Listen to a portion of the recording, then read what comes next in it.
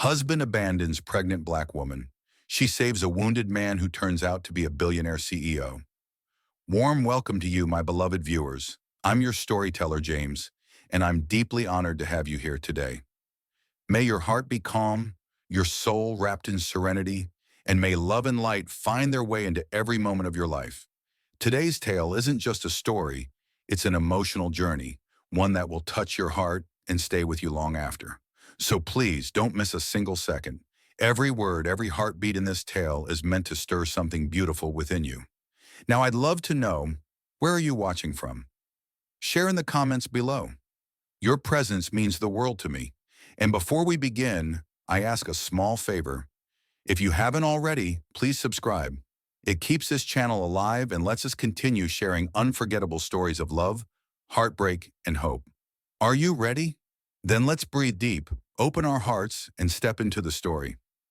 Linda stood outside her house, soaked to the skin under the merciless downpour. Her hands cradled the small life within her belly a reminder of the love that once was. Each raindrop seemed to echo the heaviness pressing against her chest. The weight of her pregnancy, the sting of betrayal. Her husband's form grew smaller in the distance, his silhouette swallowed by the darkness and gravel. No goodbyes, no apologies. Just the ghost of his words, cruel and final, circling in her mind. He blamed her for everything, for the baby, for their poverty, for the loss of his freedom. And as the rain blurred her vision, she whispered into the storm, "I'll protect you, my love, even if no one protects me." The thunder rolled across the sky, but Linda didn't flinch. Her heart had already weathered something far more violent. This wasn't just a storm, it was the manifestation of her heartbreak, her shattered dreams, her deepest fears. Alone in the rain, with her world crumbling, she wrapped her arms tighter around her belly. The man she loved had left her, not just physically, but emotionally, spiritually. And still she stood. Still she endured. She longed for comfort, but none came. No arms wrapped around her. No voice said it would be okay. The world was silent, but her soul wasn't. Her soul whispered, "Stand, endure." She took one final look at the driveway, empty, wet, cruel, and turned toward the house. The door creaked open, revealing the cottage that had once held dreams. Now it held dust, echoes, and bills stacked like tombstones. She shuffled across the floor, her bare feet leaving prints of water and pain. In the dim light of a single bulb, she reached the kitchen. Her stomach growled, her spirit groaned.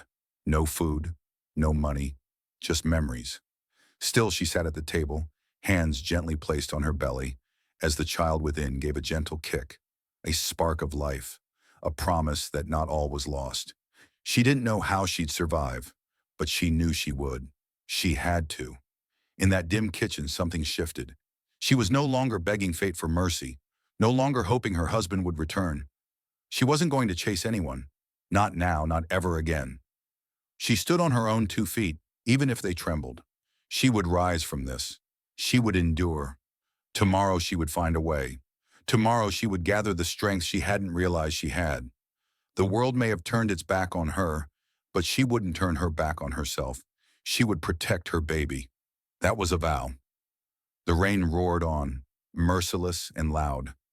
But it didn't scare Linda anymore. She wasn't afraid of storms. Not now. She had survived the worst one already. She walked to the window, watching the chaos outside. Not with fear, with resolve. She wasn't waiting to be rescued. She wasn't waiting for her husband. She was waiting on herself, the woman she was becoming, the fire within her warming the cold corners of her soul. She would be ready for whatever came next. The night passed quietly until a sudden, jarring thud echoed from the front door. Linda startled, heart pounding, the sound unlike any other. A fall, a struggle, a groan swallowed by the storm. Her breath caught. Who could it be? Her instincts screamed to run, to hide. But something else stirred inside her, something primal, urgent, protective. She rose, her hand resting on her swollen belly, and moved slowly toward the door. Every step felt heavy. The howling wind barely reached her ears over the drumbeat of her heart. She gripped the handle, took a breath, opened it, and gasped. A man lay crumpled on the porch, bloodied, unconscious, soaking in the rain. His face was bruised, his chest rising unevenly. Linda froze. Then instinct took over. She knelt beside him, hands trembling. Everything logical told her to run, to call for help, to not get involved. But something deeper cried out, "Help him!" She couldn't leave him. Not like this. Not while he still breathed. Somehow, through adrenaline and sheer will, she dragged him inside. Her muscles strained, her mind raced. The door closed behind them, sealing them both inside a new fate. She laid him gently on the floor, assessing his wounds. No training, no tools, just fear, compassion, and an old first aid kit. She cleaned him up as best she could, bandaged his chest, pressed gauze to his shoulder. Her hands knew what to do, even if her mind didn't. She worked until the blood slowed. He was a stranger. Yet she felt something, a connection she couldn't explain. His jawline, his bruised hands, the mystery wrapped around his presence. Her thumb brushed sweat from his forehead. Why did she feel drawn to him? It didn't make sense, but it didn't need to. Her heart had chosen to care, and that was enough. The hours passed. The fire crackled softly. She stayed by his side, her exhaustion heavy, but her resolve stronger. She listened to every breath he took, every groan that escaped him. She had purpose again, someone to protect, someone who, though broken, had stumbled into her life as if by fate. She wasn't alone. Not tonight, not anymore. Linda refused to sleep, her eyes barely closed, and just as dawn touched the sky with a hint of gold, he stirred. His lashes fluttered, his lips parted. "What? Where am I?" His voice was hoarse, confused. Linda leaned closer, her heart skipping. "You're safe," she whispered. "You're safe now." She didn't know yet that he was a billionaire, that his past was darker than hers, that this night would bind them forever. But fate did, and fate was just beginning to weave its tale. Something about him both drew her in and made her hesitate. There was a strange tug in her chest, an unfamiliar pull that she couldn't name. A quiet, inexplicable connection stirred within her, and Linda couldn't explain it, not even to herself. Her hand drifted instinctively to her belly, her fingers tracing slow, thoughtful circles on her skin. The baby kicked softly, a gentle reminder that she wasn't alone. She breathed in deeply, trying to steady her mind. For a brief moment, it felt as though the storm outside and the one inside her had both quieted. In the silence, she could hear the steady rhythm of her own heartbeat. That beat reminded her of something simple but powerful. She wasn't just caring for a stranger. She was, in some way, caring for herself too. "Who are you?" she whispered, her voice a fragile thread of sound in the quiet room. There was no answer. The man remained still, his chest rising and falling slowly, his breath shallow but steady. He looked peaceful, though clearly still teetering on the edge of fragility. Linda studied him in the firelight, the high cheekbones, the bruised jaw, the dark hair matted with dried blood. He was a mystery, and yet she couldn't bring herself to turn away. A faint twitch of his hand made her freeze. Her breath caught, and she watched intently. His fingers moved again, the smallest shift, as though reaching out. Without thinking, Linda placed her hand over his, tentative, unsure, but compelled by something deep within her. It was a quiet connection she didn't understand, but one she couldn't ignore. She stayed there, holding his hand, her mind spinning with questions. Who was he? What had happened to him? Why had fate brought him to her door? In the middle of a storm, in the middle of her solitude? Uncertainty swirled inside her, but so did a strange, aching sense of purpose. She had a life to protect, her own, the life growing inside her, and now inexplicably, the life of this stranger too. There was no obligation, no reason, but she felt it anyway. After a while, Linda rose and walked to the kitchen. Her thoughts wouldn't settle, and she needed to move, to do something. She filled the kettle and set it on the stove. She wasn't sure if he'd be able to drink tea, but it was something, a gesture of care. While the water heated, she began to prepare a simple soup. The scent of vegetables and broth filled the room, bringing warmth to the air. She worked quickly, but her eyes kept drifting back to him. She didn't know if it was compassion or the fragile comfort of feeling needed again, but something about caring for him filled a space inside her that had long been hollow. When the soup was ready, she poured it into a small bowl and placed it near the fire. Then she returned to him with the tea, setting it beside him gently. She could have left it at that, but she didn't move. Instead, she stayed, because leaving him now felt impossible. The uncertainty gnawed at her. It was a vulnerability she hadn't felt in so long. Her husband had betrayed her, abandoned her, left her to face everything alone. And now here she was, offering kindness to a man she didn't know, who might bring more chaos into her life. It made no sense, and yet it did. This stranger, the very one she should fear, had somehow drawn her back to herself. In helping him, she felt whole, capable, present, as if she were choosing to be more than what the past had left her. Hours passed. The storm still raged outside, but inside, by the glow of the fire, Linda found a quiet kind of strength. She wasn't just the woman left behind. She was more. She could choose love, compassion, light. And in doing so, perhaps she could begin to heal. The early morning light slipped through the curtains, casting a soft glow across the room. Outside, the storm had calmed. Inside, Linda sat near the fire, her head resting back against the wall, fatigue tugging at her, but her heart still alert. The baby shifted inside her again, another small nudge that said, "You're doing okay." Her eyes drifted to the man, and then his fingers twitched. Her breath caught. She leaned forward, eyes fixed on him, willing him to wake. His chest moved with slow effort. His eyelids fluttered. Then finally his eyes opened, and the first thing he saw was her. Linda froze. His eyes were a piercing blue, and the intensity in them made the air in the room feel heavier. There was something in his gaze that felt knowing, as if he saw not just her face, but through it, into her. "Where am I?" he rasped, the words barely audible. "You're safe," she said softly, her voice steady, surprisingly warm. They stayed in silence for a moment, just breathing, just being. Something fragile but real passed between them. He tried to sit up, pain flashing across his face.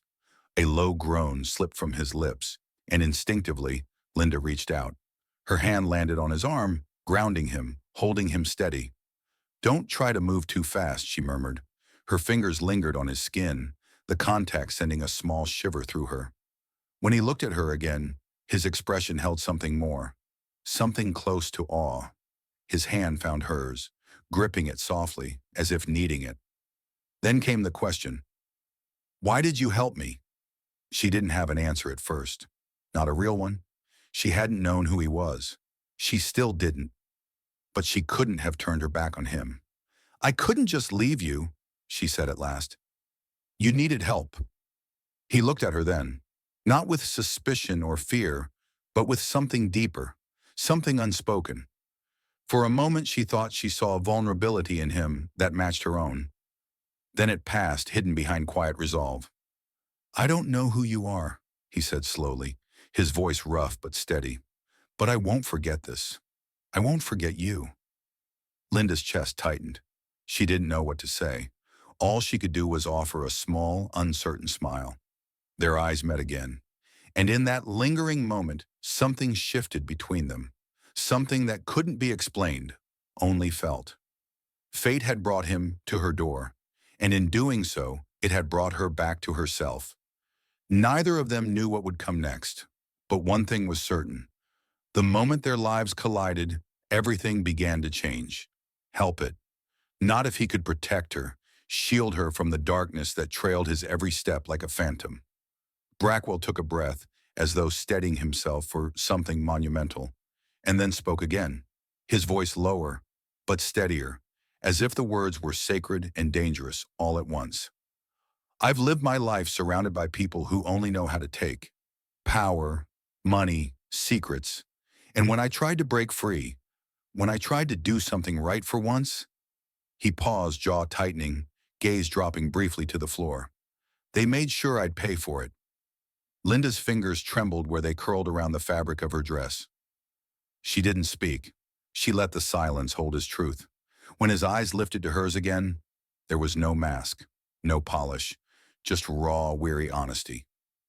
I came here to disappear, he admitted. I didn't expect to be found, and I didn't expect you.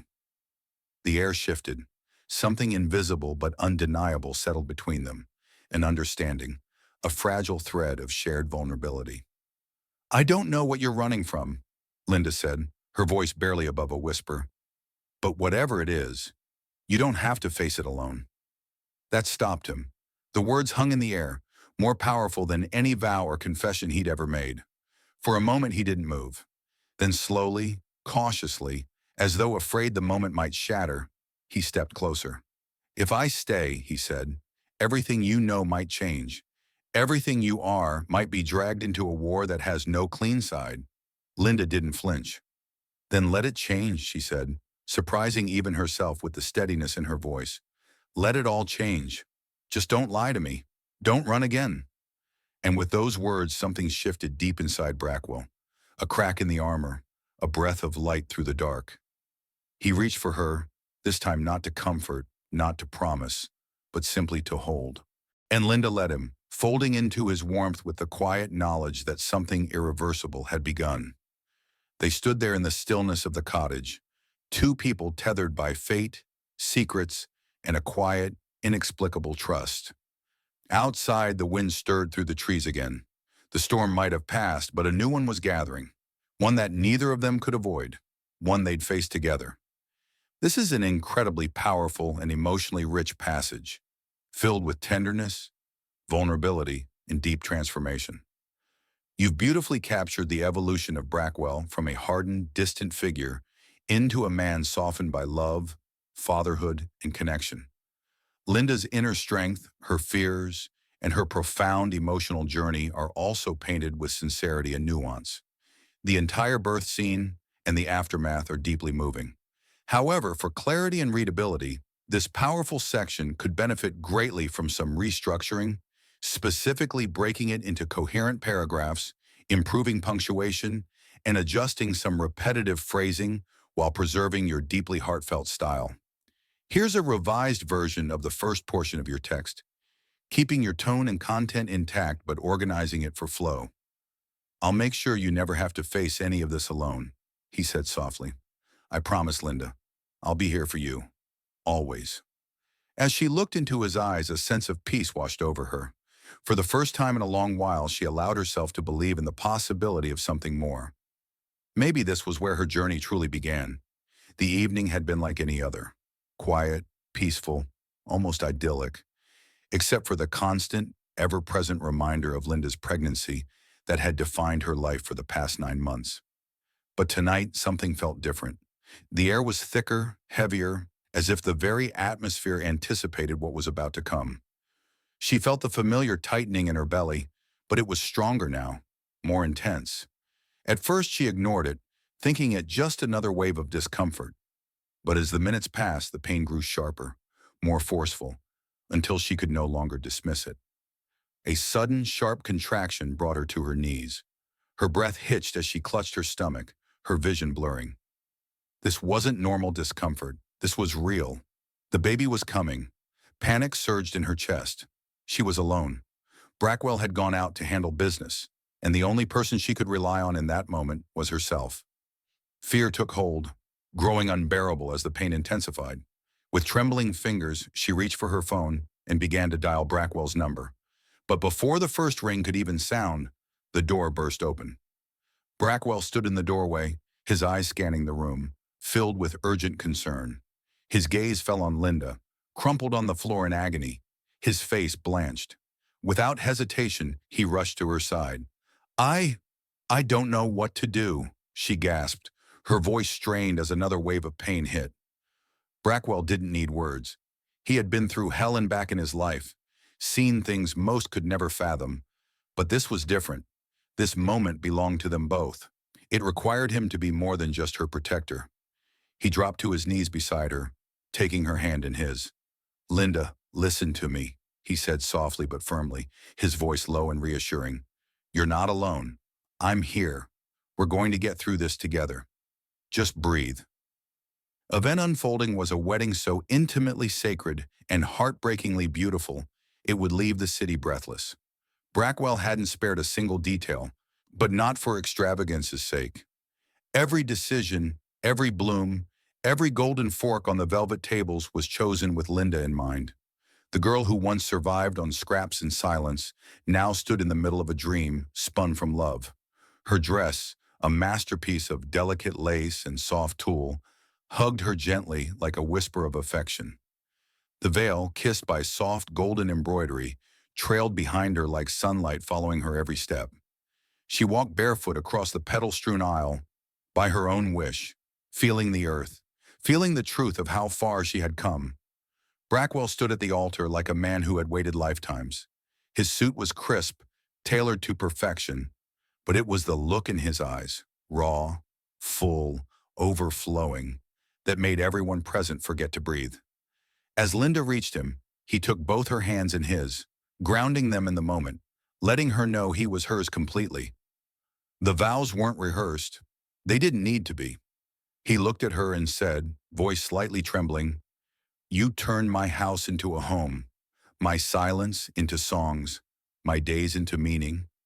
I vow to be your shelter, your strength, and your soft place to fall for as long as I have breath."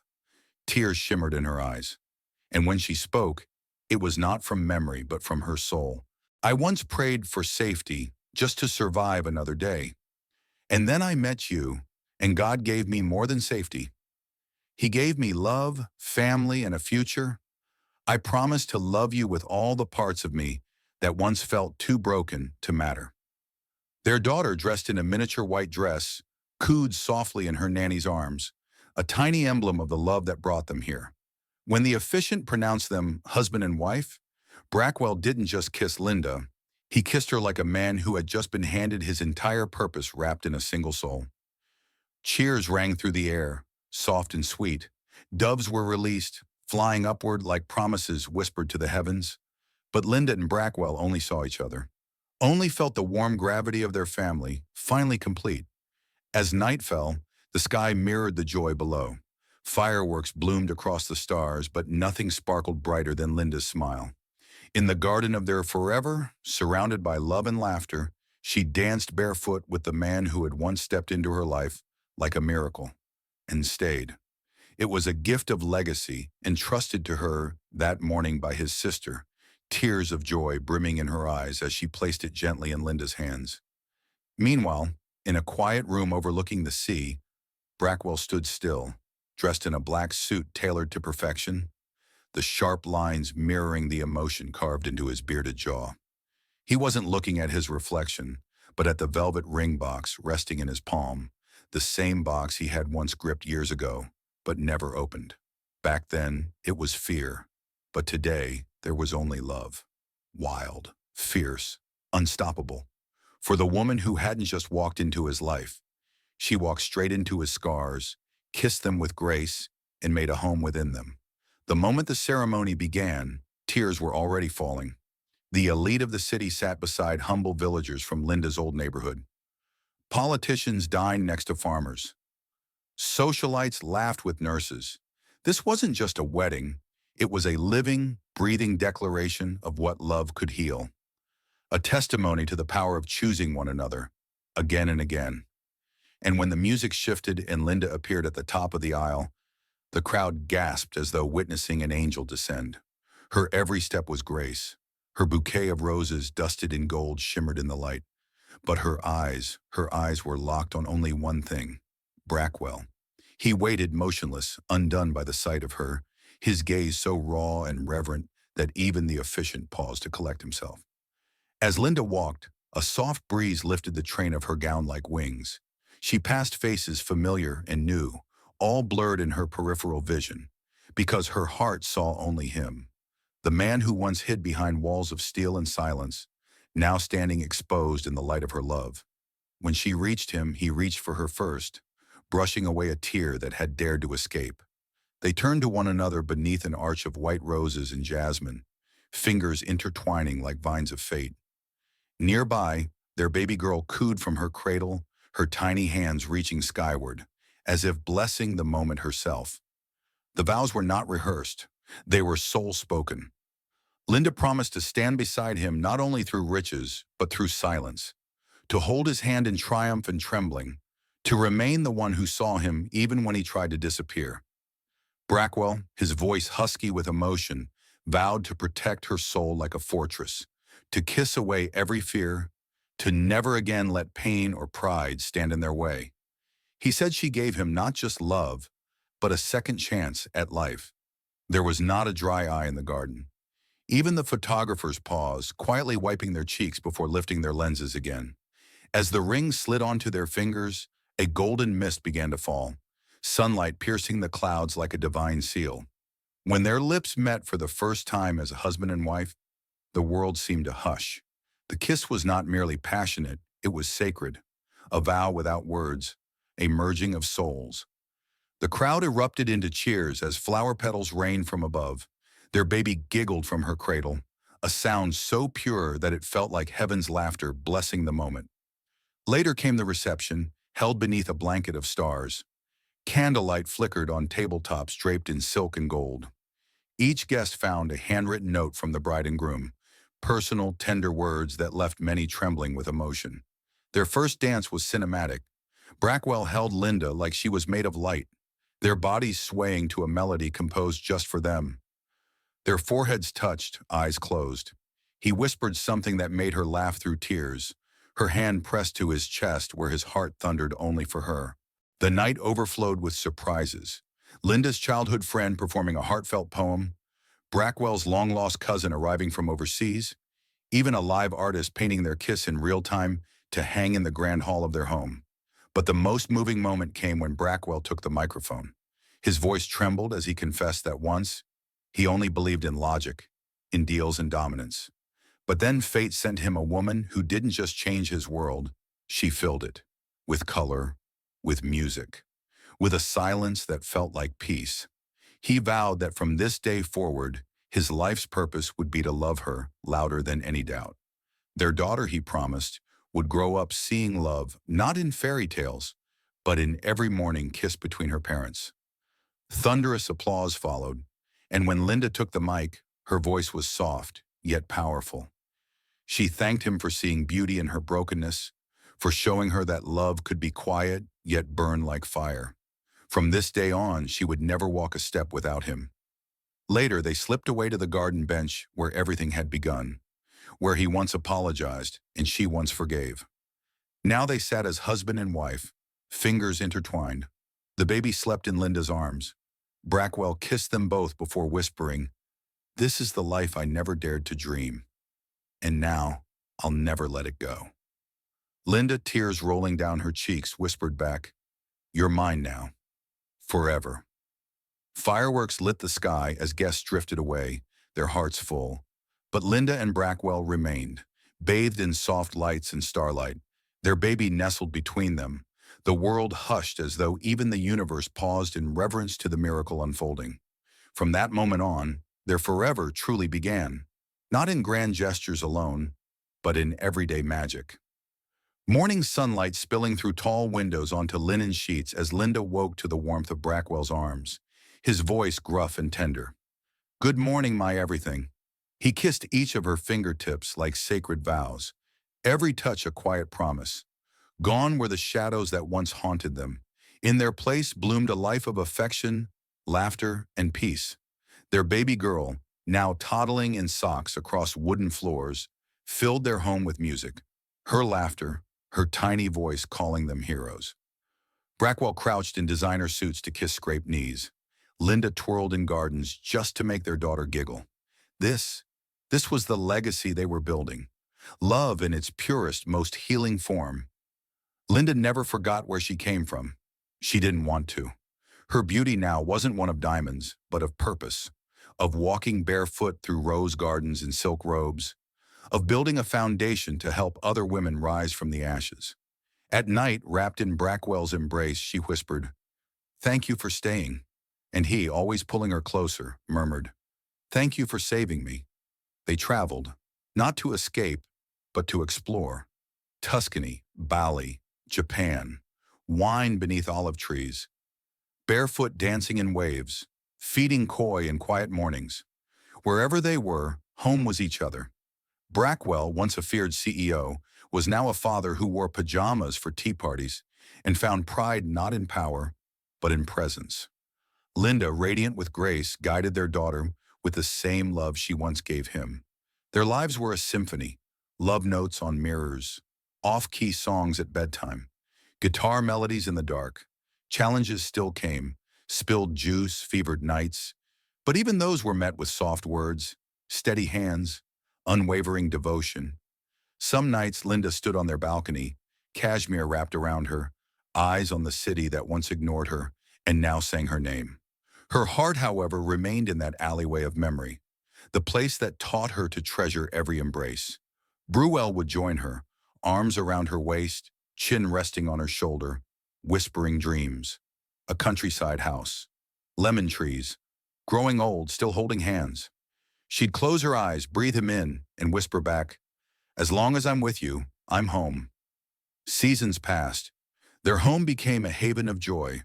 Tiny footprints in paint framed as masterpieces, spontaneous dinners, shared laughter echoing through marble and garden. On one golden evening, under the arch of white roses from their wedding, with their daughter now a young girl playing nearby, Brackwell knelt again. Another velvet box. A new ring. Not because he had to, because he wanted to promise again and again, "I choose you." And as Linda slid it on, trembling with tears, she whispered, "Once I was abandoned, now I'm adored, and you're my miracle." He leaned in, kissed her fully, deeply, and in that eternal breath, their forever began again.